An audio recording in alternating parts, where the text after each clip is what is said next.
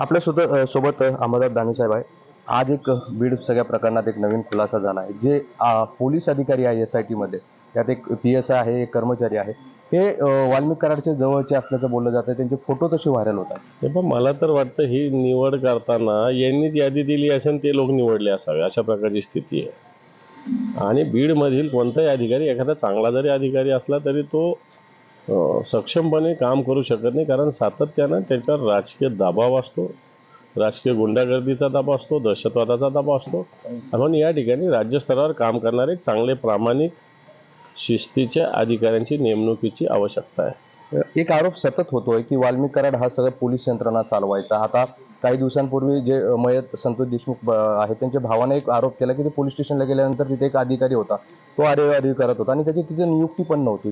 तर हे थेट कराडाच्या लॉकअप पर्यंत लोक जातात असा आरोप होतात. म्हणजे पोलीस यंत्रणा ही अजूनही राजकीय दबावाखाली काम करते असा आरोप होतो. हे बाकी व्यक्तीवर कोणावर दोष देण्यापेक्षा पोलिसावरच दोष दिला पाहिजे. कोणी किती मोठा माणूस असतो, तो कायद्यापेक्षा काही मोठा नसतो.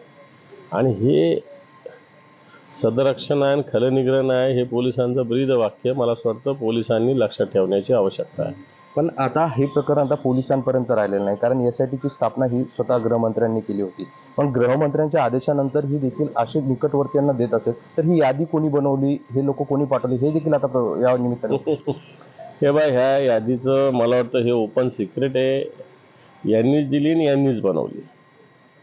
त्याच्यात फार काही मुख्यमंत्र्यांनी सुद्धा काही लगे DGला सांगितलं का की याच्यातले चांगले राज्यस्तरावर नेमा, हे करा, असं काही सांगितलेलं नाही.